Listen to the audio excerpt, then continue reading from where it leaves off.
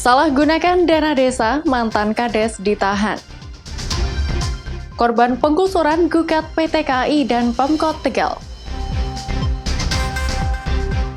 Pameran lukisan tokoh NU.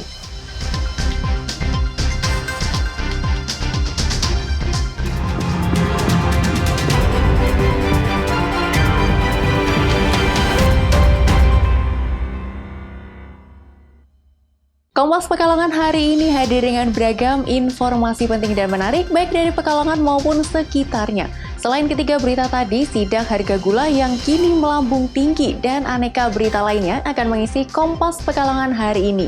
Saya Nisa Sayuta, inilah Kompas Pekalongan selengkapnya di Kompas TV, independen, terpercaya.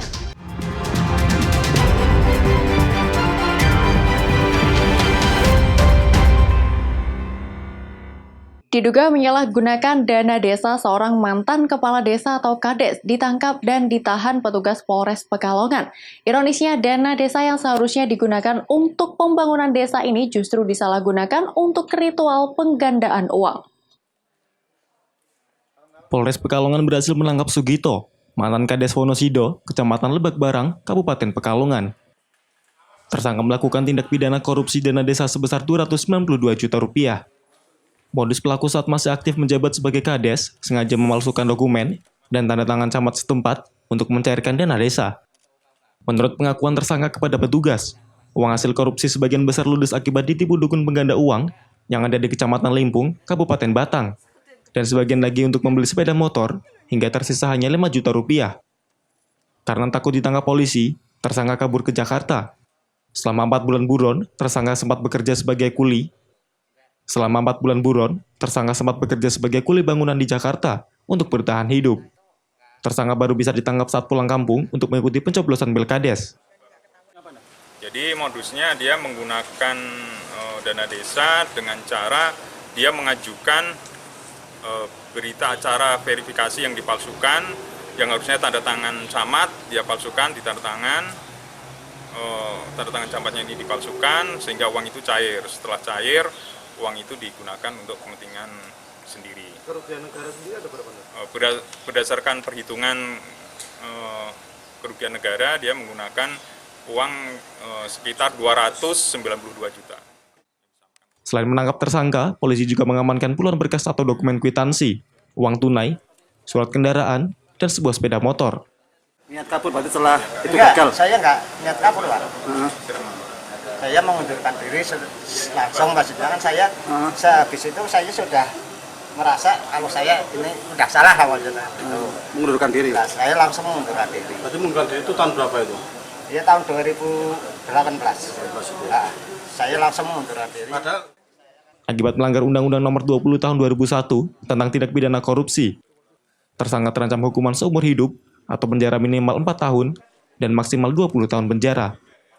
Tersangka juga dikenakan denda minimal Rp200 juta dan maksimal Rp1 miliar. Ari Himawan, Kompas TV, Pekalongan. Meski belum dinyatakan sebagai kejadian luar biasa, namun setidaknya ada 12 pasien yang dirawat di RSUD Wongsonegoro karena demam berdarah. Hal ini diungkapkan oleh Wadir Umum dan Keuangan RSUD Wongsonegoro, Eko Krisnarto. Bahkan 4 diantaranya terpaksa dirawat di ICU anak karena kritis. Pihaknya berupaya menambah tempat tidur bagi para pasien, terutama di ruang anak hingga selasar. Sebab saat ini mulai terjadi peningkatan pasien anak. Dikatakan biasanya pada bulan Maret hingga April terjadi peningkatan pasien anak karena DBD, diare maupun penyakit lainnya. Sehingga dia menghimbau para orang tua untuk lebih waspada dengan menjaga kebersihan lingkungannya. Waktu masuk sini ke ruang Nakula 4, setelah malam kok trombositnya itu turun terus dibawa ke ruang hijau. Hijau itu ruang ICU anak ya. Itu trombositnya sampai 15 cuma. Setelah beberapa hari itu sudah sampai 115. Terus bawa ke sini lagi karena udah 192. Udah naik lagi? Udah naik lagi. Tapi sempat kritis gitu Pak ya? Iya, sempat kritis. Sudah khawatir sekali sebenarnya. Zuladi, orang tua pasien DB warga Bukit Sari, Kota Semarang mengatakan saat dibawa ke rumah sakit setempat, sang anak dalam kondisi kritis. Namun setelah mendapat perawatan intensif dari RSUD setempat, anaknya sudah lepas dari masa kritis dan terus membaik. Upaya RSPN Kota Semarang adalah menyiapkan bed-bed terutama pasien anak-anak karena yang banyak usianya adalah 6-18 tahun, sehingga kita menyiapkan bed-bed yang mungkin ada yang seperti Selasar ini. Kemudian kita mengoptimalkan tenaga karena di UGD tadi jumlah pasien anak semakin meningkat, biasanya terjadi outbreak pada bulan Maret atau bulan April. Warga dihimbau untuk selalu menjaga kebersihan lingkungannya dengan pemberantasan sarang nyamuk, yakni menguras, menutup, dan mengubur atau mengolah barang bekas yang bisa menampung air. Prahayuda Febrianto, Kompas TV, Semarang. Sebuah musola yang terletak di Dusun Kaliangkup, Desa Guntur, Purworejo kondisinya memprihatinkan. Bangunan musola yang setiap hari untuk kegiatan keagamaan warga sekitar tersebut nyaris roboh akibat tanah bergerak hari Kamis lalu dan hingga kini belum ada perbaikan. Kerusakan musola ini terjadi beberapa waktu lalu disebabkan tanah yang bergerak dipicu hujan dengan curah hujan tinggi di wilayah Desa Guntur pada hari Kamis lalu. Setelah hujan reda, sekitar jam 3 pagi, tanah di sekitaran musola ambles hingga bangunan yang sudah berumur puluhan tahun tersebut kondisinya miring dan hampir roboh. Musola yang mempunyai lebar 15 x 8 meter tersebut kondisinya sudah miring ke arah kanan. Tembok retak sekitar 5-10 cm dan bagian lantai sudah tak bisa ditempati lagi. Ia mengaku selama ini sejumlah titik bangunan sudah mengalami keretakan pada tembok musola tapi tidak begitu besar seperti sekarang. Karena musola tersebut tidak bisa digunakan lagi, kegiatan keagamaan warga pun dialihkan ke rumah salah satu warga yang lokasinya tidak jauh dari lokasi musola. Musola ini merupakan tempat yang vital karena selain digunakan untuk kegiatan keagamaan juga untuk kegiatan sosial. Kegiatan yang rutin dilakukan di musola tersebut seperti jamaah, tahlilan, sewelasan, peringatan Hari Besar Islam, dan madrasah diniyah.